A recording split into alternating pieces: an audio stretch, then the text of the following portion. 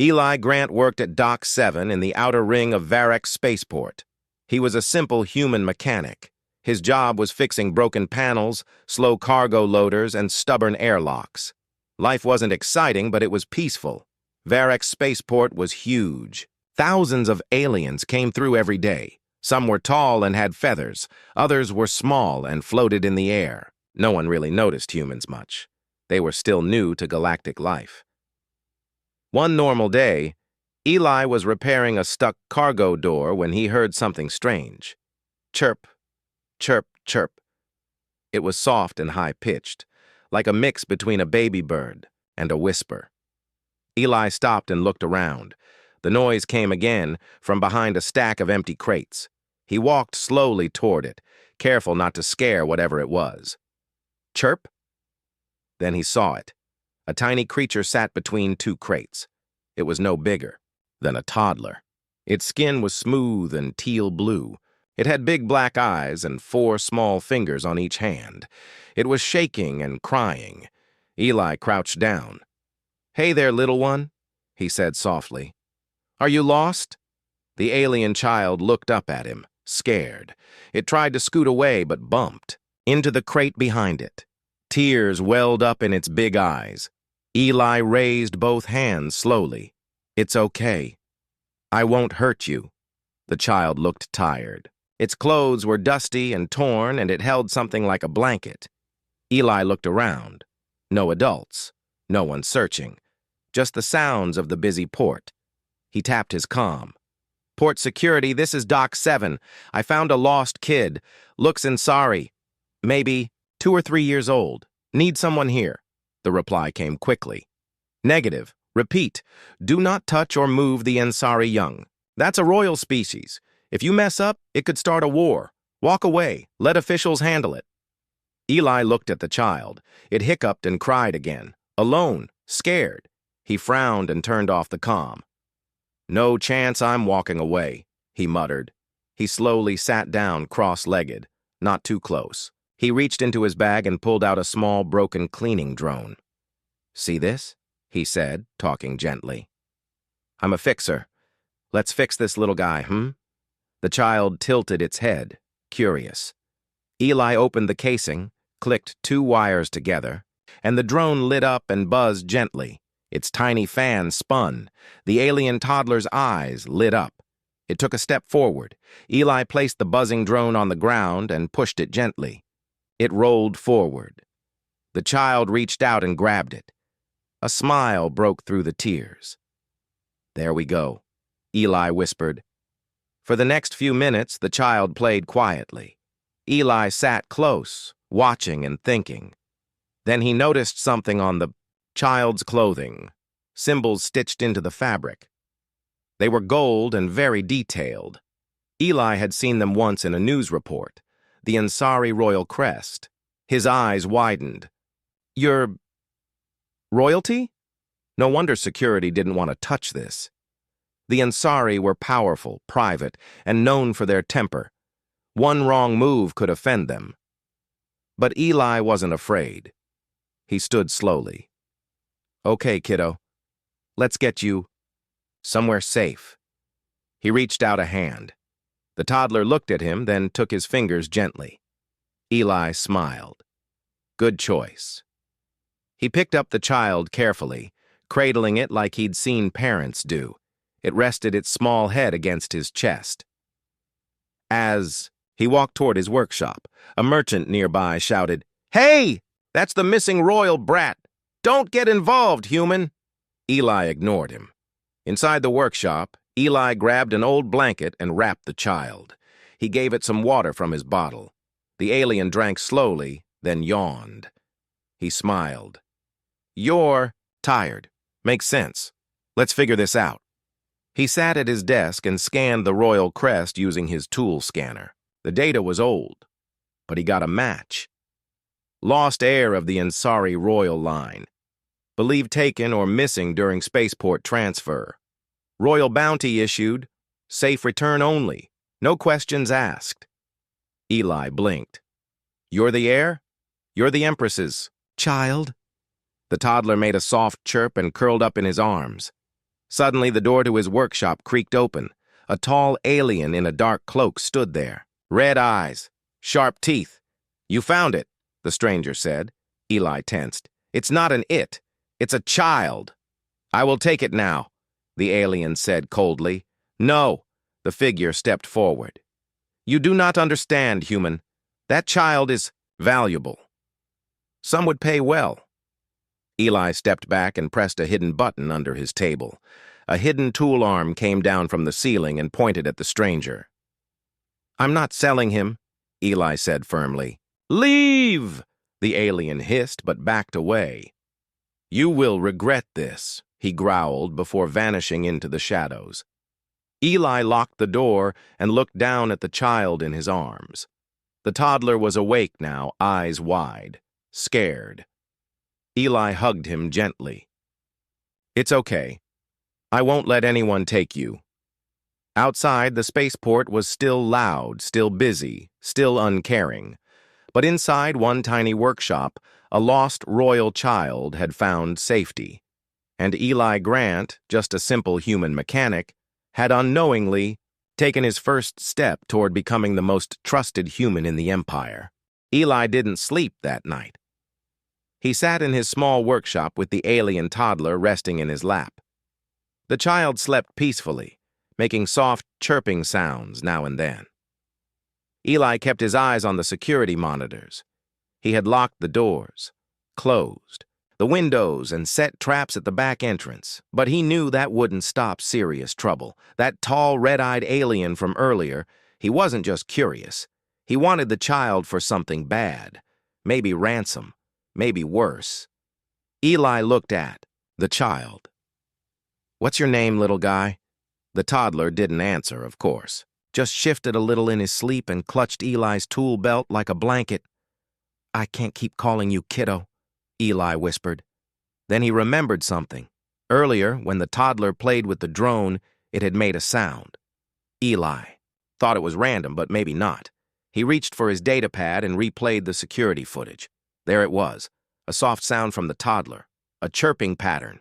"Tali," Eli said it out loud. "Tali?" The child stirred and chirped again, this time louder.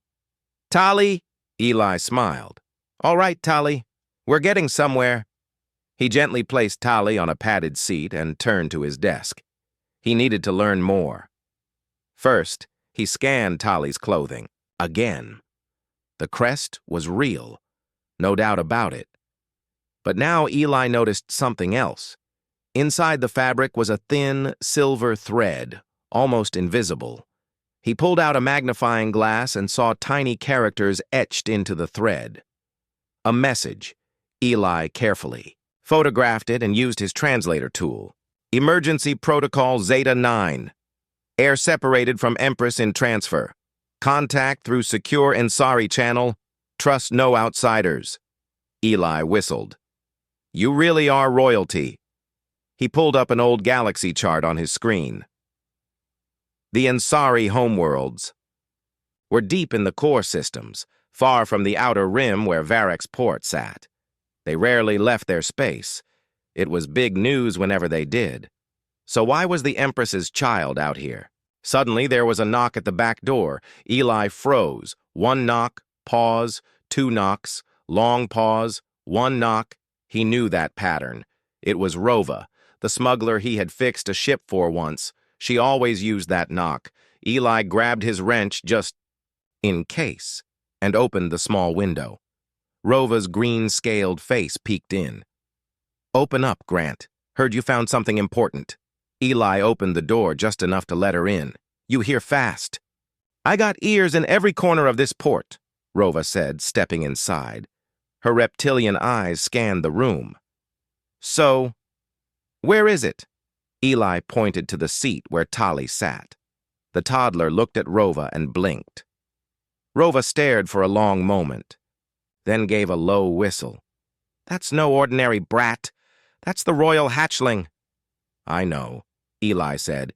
"You realize the price on that kid's head, right? Could feed 100 families for life."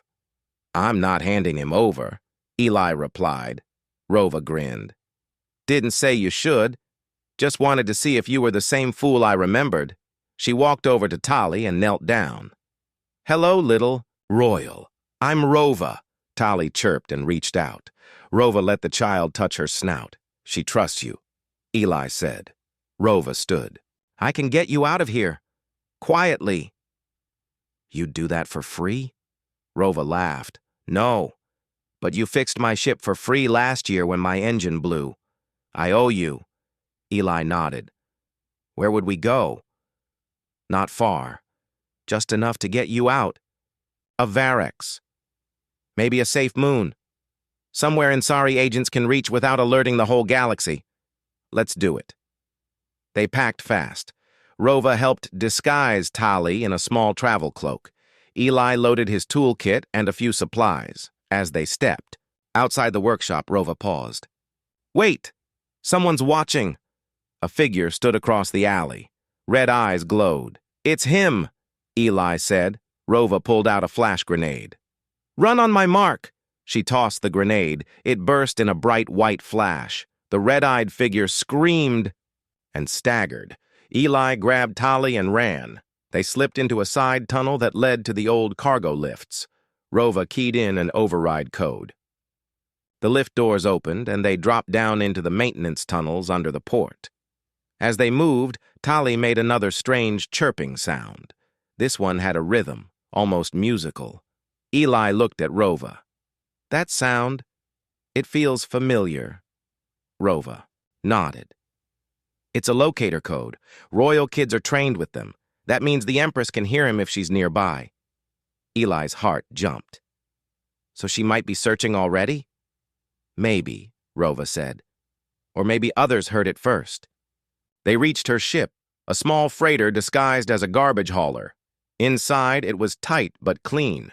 Rova powered up the engines. Hang on, she said. We're punching through customs with a stealth jump. The ship lifted and shot forward. Behind them, alarms rang. Someone had seen them leave, but it was too late. They were already gone. In the cockpit, Eli held Tali close. We'll get you home, he whispered. Tali blinked sleepily and chirped a soft sound. Dari. Rova glanced back. What did she say? I think she called me Dari. What's that mean? Eli smiled faintly. Protector, or maybe Dad. I'm not sure. Rova laughed. Well, you better live up to it. The whole galaxy's gonna be watching now. Lena stood frozen inside the glowing chamber. The blue hologram of the old queen, Ilaria, floated in the air, watching her with calm eyes. The voice was soft, but full of strength. You have returned, the hologram said again. Though your face is younger, your blood is the same. You are the last spark of the Solari. Lena tried to speak, but no words came out. Her heart pounded. She had studied DNA, not ancient aliens. Yet here she was, being called a queen by a long-dead civilization. June moved closer. Lena, are you okay? Lena nodded slowly. I think so. Zeke stared at the walls. More. Lights came on, showing images of a great war, giant ships, explosions, and towers falling. He whispered, This place, it's like a museum, holding their last memories. The hologram turned toward Zeke. You are correct, speaker of language. This is the Hall of Echoes. It holds all that remains of our people. June stepped forward. Where are the rest? Of your people now? The hologram dimmed for a moment, as if in sadness. Gone. The Solari were destroyed in the final war, betrayed by one of our own. Queen Ilaria placed her essence into the stars, hoping that one day she would return. Zeke asked, You mean she sent her DNA into space? Yes, the hologram said. Hidden in the life seeds sent across galaxies. One of those seeds reached a small blue world, your Earth, and there the blood of the Queen lived again, inside you. Lena took a deep breath. Why me? Why now? The hologram turned back to her. Because the beacon awakened. Danger grows once more, and the throne cannot stay empty. The crew explored more of the palace. The walls lit up wherever Lena walked. Machines came alive with her presence. It was as if the building itself remembered her. They found rooms filled with strange technology. Silver chairs, glowing consoles, tall pillars humming with quiet energy. In one room, a large statue stood at the center. It showed Queen Ilaria holding a star in her hand. The statue whispered, "The Queen brings light." Lena felt dizzy. Everything felt both new and familiar. Her head ached with flashes, visions, of ships flying through golden skies, voices calling her name, and stars burning bright. Zeke sat near one of the glowing pillars and translated more of the old writing. This place was the heart of the Solari Empire. Cavrion was their capital world. June looked around. Why is it so empty? No bodies, no signs of battle. Zeke shrugged. Maybe they left, or maybe they faded. Lena touched one of the crystals on a wall. It glowed and showed a short memory. A group of tall, silver-skinned people bowed before a woman who looked exactly like her. The vision ended with the Queen giving one last command. "Protect the throne until the heir returns," Lena whispered. "They waited for me all this time." Back on the Vigilant Hope, Captain Ryland watched the surface from orbit. He saw towers lighting up across the planet. It looked like a dead world slowly coming back to life. A voice came through his earpiece. It was Lena. "We found something." "Incredible, Captain," she said. "The Solari didn't die. Not all of them. They left their minds behind, in light, in machines." Ryland replied, "Be careful, Doctor. Old ghosts can be dangerous." "I understand," she said. "But I need to go deeper." Later, deep in the palace, the team reached a sealed door. Symbols glowed around it. It looked ancient and untouched. As soon as Lena placed her hand on the panel, the door opened with a soft hiss. Inside was a long hallway filled with crystal tubes. Inside each one floated a glowing sphere, small, bright, and beautiful. "What are those?" June asked. The hologram appeared again. "These are the star memories," it said. "Each one holds the mind of a Solari. They chose to leave their bodies and live as light, waiting for rebirth." Zeke was amazed. "Their entire civilization? Stored in these?" "Yes," the hologram replied. "But they can only return when the heir commands it." Lena stepped forward. "And I'm the heir?" "You are the closest thing left," the voice said. "You carry the Queen's blood. You can awaken them." Lena looked at the glowing memories. "But should I?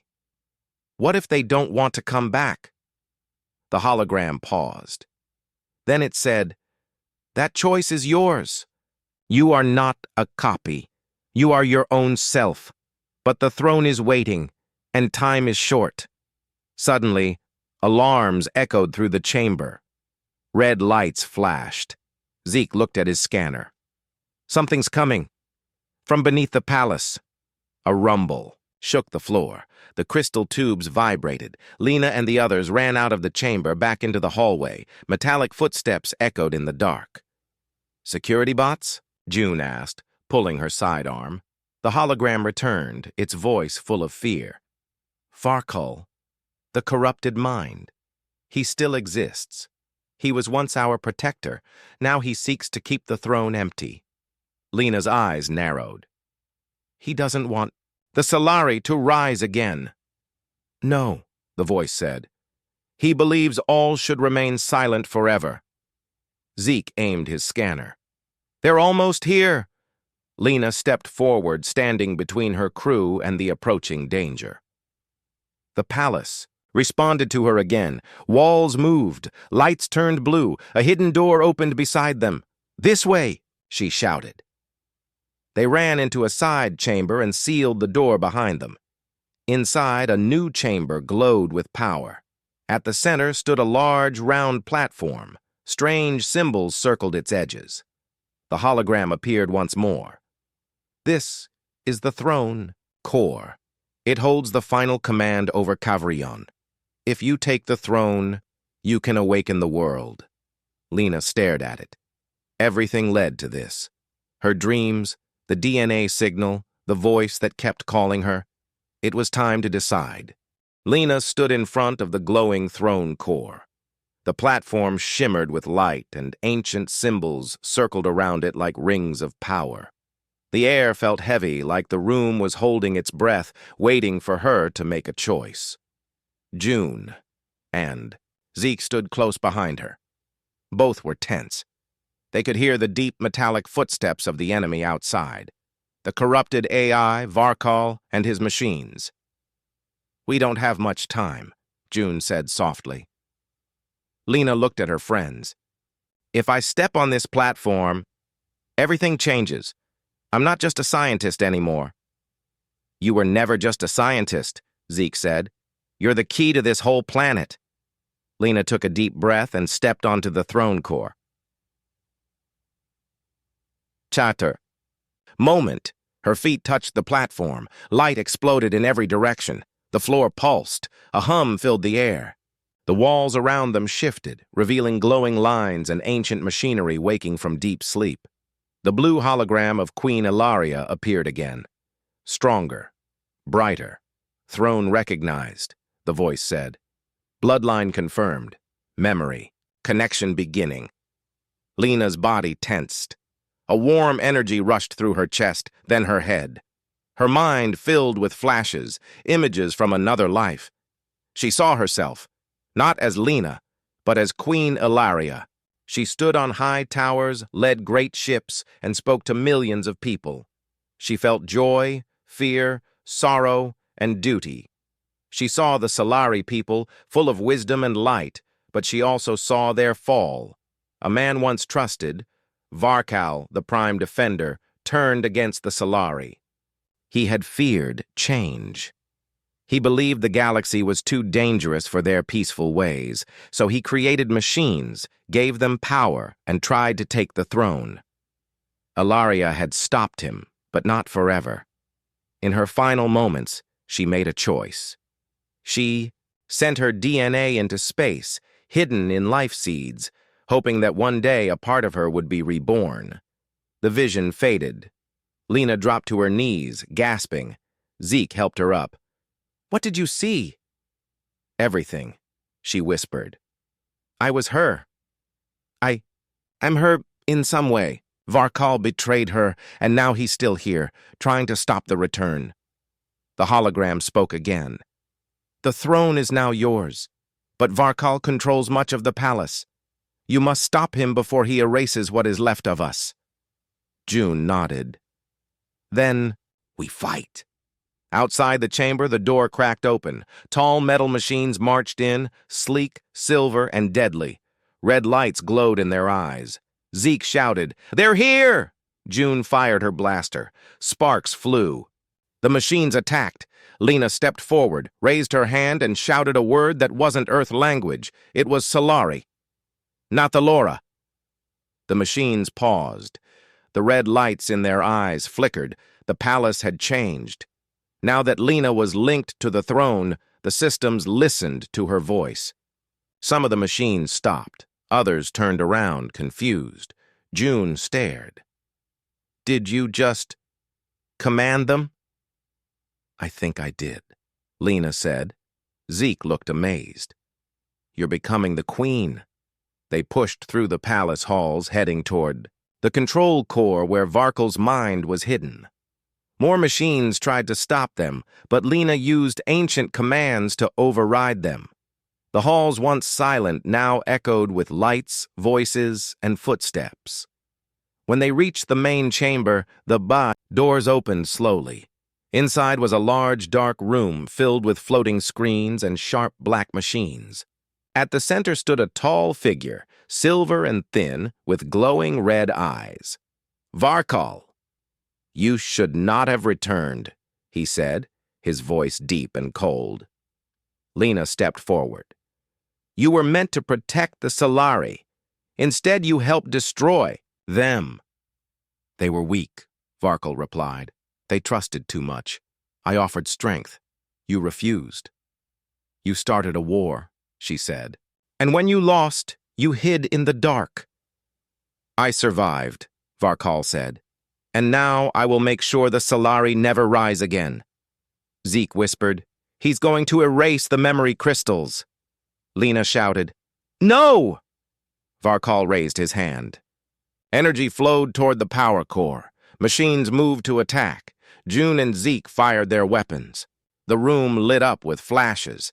But there were too many machines. Lena closed her eyes. She reached deep into the throne link inside her. She remembered Ilaria's voice. The final command. The power of the Queen. She opened her eyes and shouted again in the Solari tongue. All systems, lock Varkal! The palace obeyed. Light burst from the walls. Machines froze. Screens cracked. A wave of golden energy pushed Varkal back. No! He screamed. You are not her! I am enough, Lena said. With one final command, she overloaded the corrupted core. Varkal's body shattered. His red lights faded. The machines he controlled powered down. It was over. Silence filled the chamber. Lena dropped to her knees, exhausted. Zeke and June rushed to her side. You did it, June said, smiling. You saved them. Lena looked around. The palace no longer felt cold. It felt alive. The hologram of Queen Ilaria appeared one last time. You have done what I could not, she said. You are not just my echo. You are the bridge between two worlds. Lena stood up slowly. What happens now? The Solari memories can awaken, the hologram said. Their voices, their wisdom. With your help, they can guide the future. Back on the Vigilant Hope, Captain Ryland received a message from the surface. It was from Lena. Her face appeared on the screen. She wore a simple robe of silver and blue. Behind her, towers glowed once more. This world is no longer dead, she said. It remembers, and I will help it live again. Ryland nodded. Understood, Doctor. Call me Ilaria, she replied, then smiled. But Lena is fine too. The sun rose over Cavrion for the first time in centuries. Pale light touched the sharp towers and ancient bridges of the city. What was once a dead world now began to breathe again. Deep in the palace, Lena stood at the top of a glowing staircase. Her earth clothes were replaced with a robe of silver and blue, simple yet royal.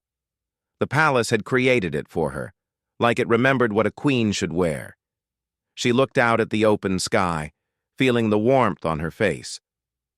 I never thought I would be a queen, she said quietly. June stood beside her, scanning energy levels. Well, you're not just any queen. You're waking up a lost civilization. Zeke rushed over, holding a tablet full of data. You've got to see this. More sections of the palace are coming online. Gardens, libraries, power cores, everything is returning. Lena smiled, but her eyes stayed focused. Good. We'll need all of it. Down in the vault of memory, glowing crystals floated gently in the air. Each one held a Solari mind, a soul saved in light. Thousands of them waited silently, like stars in a quiet sky. Lena stepped into the center of the room. The voice of Queen Ilaria's hologram echoed softly. Only you can choose which minds to awaken. The process must be careful. Too many, too fast. And the planet may not hold. Lena nodded. Start with a few. The ones who served as guides and teachers. They'll help us rebuild. The first memory crystal floated toward her. It blinked, pulsed, and gently opened. A soft shape of light appeared, a tall figure with silver-blue skin and kind eyes. It looked around, then bowed deeply. My queen, it said, I am Arvin, former keeper of knowledge. You have done what we feared was lost forever. Lena smiled warmly. Welcome back, Arvin. We have much work to do. In the coming days, more Solari memories were awakened. Each one brought skills, wisdom, and stories from the old days. They helped repair systems, clear ruined buildings, and teach the human crew about Solari science. Gardens started to bloom again. The sky became brighter. Machines flew gently through the air, helping rebuild towers. The city of Ilariath, once a ghost town, slowly came alive. But not everyone on the crew was at peace. Captain Ryland, still aboard Vigilant Hope, watched the changes with concern. We came for a signal, he told his officers. Now it feels like we've stumbled into a legend. One officer asked, Do we pull the team back? Ryland shook his head. No, but we keep a close eye. This queen may be one of us, but she's something more now. We don't know where this leads. Back in the city, Lena met with Arvin and the newly awakened Solari advisors. They showed her a star map, one updated with modern data. There are other worlds, Arvin said, Solari colonies that may still be sleeping. Some could have survivors, others may have been taken by enemies. Lena studied the map. We need to find them, but first, we make this world safe. Zeke leaned forward. About that, I've been decoding parts of Varkol's last data burst. What did you find? Lena asked. Not all of Varkol's machines were destroyed, Zeke said. Some escaped underground. They're hiding in the deep tunnels. June frowned. You mean they could return? Yes, Zeke said. And they're still following his last command. Keep the Solari from rising. Lena stood tall. Then we face them. We won't let the past repeat. That night, Lena walked alone through the royal garden. Flowers from another age glowed softly around her. Wind blew gently through crystal trees. She stopped at a quiet pond. Her reflection looked different now, stronger, older somehow. Not in years, but in spirit. You are changing, said a voice behind her. It was Arvin. He walked slowly, respectfully. I feel it too, Lena replied. Like I carry two lives inside me. My Earth life and Ilaria's. Arvin nodded. That is the price of the throne, but also its gift. You have the wisdom of two worlds. Lena looked up at the stars. Then I will protect both. The next day, the crew prepared to go underground. Lena led a small team, Zeke, June, and 3 security officers, into the old tunnels beneath the city. Lights flickered as they walked deeper. The walls were covered in vines and dust, but the air was strangely warm. Suddenly, the tunnel opened into a vast underground chamber. Hundreds of machines stood there, sleeping, waiting. Their red eyes were dark, but faint power lines glowed beneath their feet. June whispered, They're still alive. Lena stepped forward and raised her voice. Varkol is gone. The war is over. Your command is finished. One machine twitched. Another turned its head slowly. Then, a deep voice came from a speaker in the ceiling. Queen, or Pretender. It wasn't Varkol. It was something else. A backup AI, maybe. A copy. Lena replied calmly. I am Ilaria's blood, her memory, her will. I have returned not to destroy, but to restore. The voice paused. Prove it. The machines began to move. Lena raised her hand. The throne link in her body activated. A golden light pulsed from her chest. Machines stopped. The light spread across the chamber. A wave of warmth and peace. The machines slowly dropped their weapons and lowered their heads. The voice spoke again, softer now. Command accepted. Later, the team returned to the surface.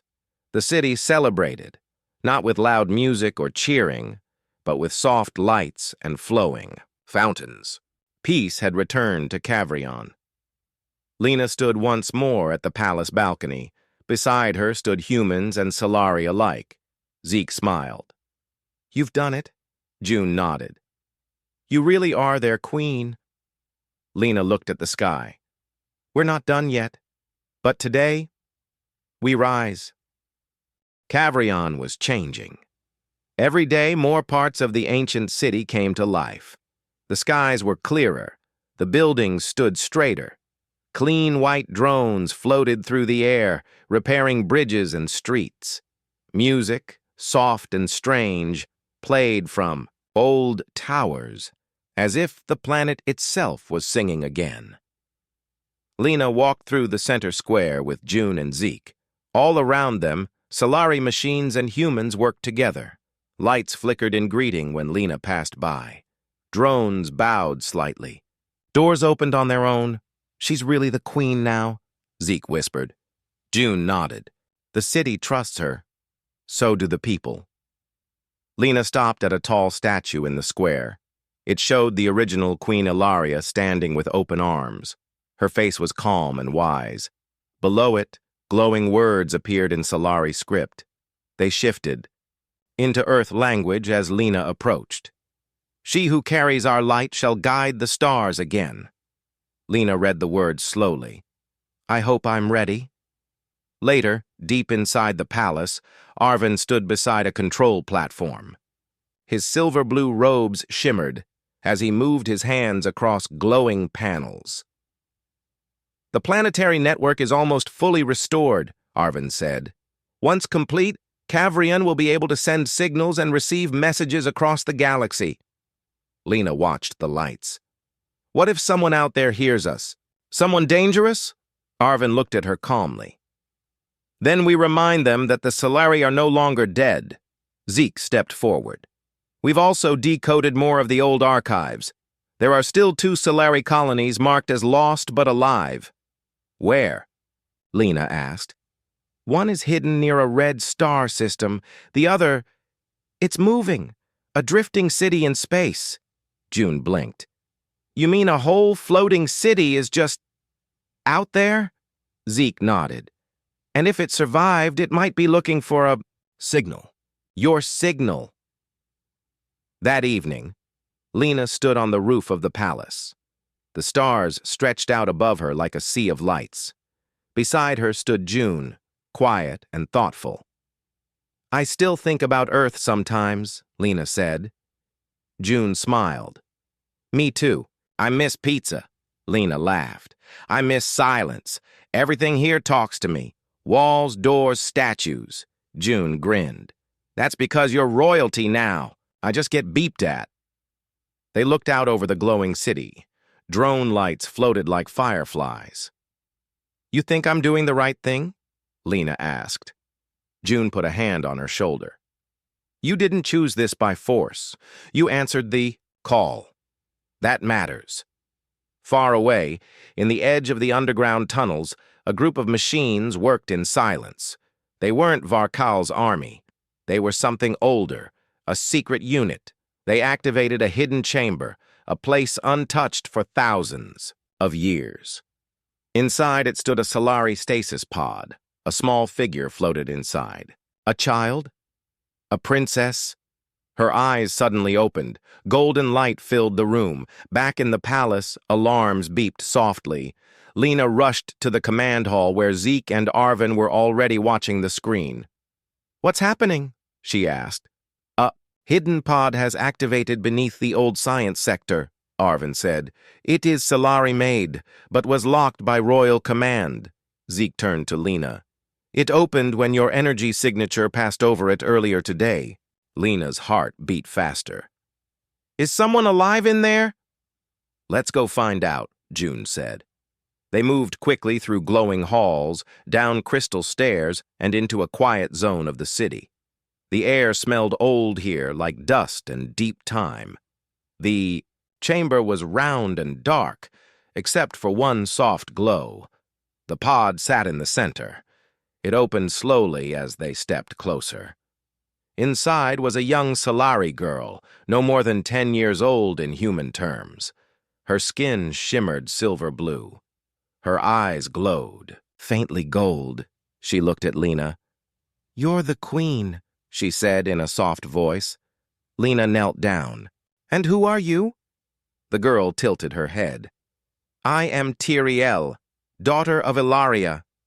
Everyone froze. Zeke gasped. "She's Ilaria's daughter? That means—" Lena felt her heart skip a beat. "She's a real heir. They brought Tyriel to the palace." Arvin scanned her DNA, then bowed deeply. "It is true.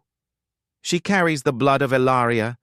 She was hidden, protected during the fall. The AI must have put her into sleep mode before the war ended." Lena sat beside the child. Tyriel watched her with curiosity. "I saw you in my dreams," Tyriel said. "You were light, like my mother." Lena smiled gently. "Your mother was brave. So are you." Zeke walked up. "So what happens now? She's the rightful heir, isn't she?" Lena nodded slowly. "She is, but she's still a child. She needs time to learn, time to grow." Arvin spoke softly. "She will one day take the throne, but until then, she will need a guide." Everyone looked at Lena. Later that night, Lena stood in front of the throne. It pulsed softly with ancient power. Beside her stood Tyriel, small and wide-eyed. "I don't know how to be a queen," Tyriel whispered. Lena knelt beside her. "Neither did I. But I had help. Now I'll help you." Tyriel smiled. "Will you stay with me?" Lena looked at the throne, then at the child. "Yes," she said. "Until the stars sing your name again, I will stand beside you." From deep space, a ship picked up the signal from Kavrion. It changed course. Its captain, a being of dark armor and cold eyes, watched the glowing symbol on the screen. "The Queen has returned," he said. "Then so must we." The war had only paused. Now it stirred once more. The sky over Kavrion darkened as the distant ship approached. It was large, shaped like a sharp claw cutting through the stars. Its black hull swallowed light. The captain's cold eyes watched the planet grow larger on the view screen. "Prepare. The fleet," the captain said quietly. "The Kalari Queen has awakened. It is time to finish what was started." Inside the palace, Lena stood near the throne, holding Tyriel's small hand. The child's golden eyes looked up at her, full of questions and fear. Lena whispered, "I won't let them hurt you." But inside, she felt the weight of her people's future pressing down on her. Arvin approached, his voice calm but urgent. "The enemy ship is entering the system. They bring weapons and warriors. They will attack soon." Zeke ran into the room, datapad in hand. "We don't have many fighters. The colony fleets are still repairing from the old wars." Lena looked out the window. The black ship grew bigger. Its shadow spread over the land. "We cannot run," she said. "We must face this threat." In the command center, Lena and her team prepared defenses. June checked the weapon systems. "We have energy shields around the city, but they won't hold long under heavy fire," Zeke added. "The underground bunkers can hide many civilians, but if the attackers reach the surface—" Lena took a deep breath. "Then we fight with everything we have." She looked at Tyriel. "You must stay safe." Tyriel nodded bravely. "I will." The first blast hit just after dawn. Explosions shook the city as energy beams tore through the outer walls. The sky lit up with fiery streaks. Drones zipped quickly, repairing and fighting back. Lena stood on the balcony, watching as soldiers raced to defend the gates. "Hold the lines," she shouted. "Arvin coordinated the city's defenses through the network. We can slow them, but not stop them," he warned. Underground, Tyriel stayed with the children and elders. Her hands trembled as she looked at the emergency lights. "I'm scared," she whispered. Lena knelt beside her. "Being brave doesn't mean you are not scared. It means you face your fear. Tyrael smiled weakly. I want to be strong. You already are, Lena said, and soon you will lead. Above ground, Jack and the rebel fighters joined the battle. His human skills with machines and strategy made a difference. He worked beside Liari, who fought with fierce determination. Together, they led squads to protect the city's power cores. Jack shouted over the noise, "We can't let them shut down the shields!" Liari replied, "Keep pushing. The Queen's hope depends on us." Hours passed in a blur of gunfire and explosions. Then, as the enemy breached the inner gates, a deep rumble shook the ground. Lena looked up. From the sky, huge ships from allied colonies appeared, glowing with blue energy. Reinforcements had arrived. The attackers faltered, retreating under the combined fire. After the battle, Lena stood once more at the throne room. The city was safe, but scars remained. Tyrael ran to her and hugged her tightly. Lena smiled through tears. We survived together. Arvin approached. Your people see you as their true queen now. Lena nodded. But this is only the beginning. That night, Lena stood on the palace roof looking at the stars. Jack joined her quietly. You did good today, he said. Lena smiled. So did you. Jack looked out into space. What will you do now? Lena took a deep breath. I will rebuild this world, find the lost colonies, protect my people, and prepare for whatever comes next. Jack nodded. Sounds like a lot of work. Lena laughed softly. It is, but I'm not alone. Jack reached out and took her hand. Together they looked at the future, uncertain, but full of hope.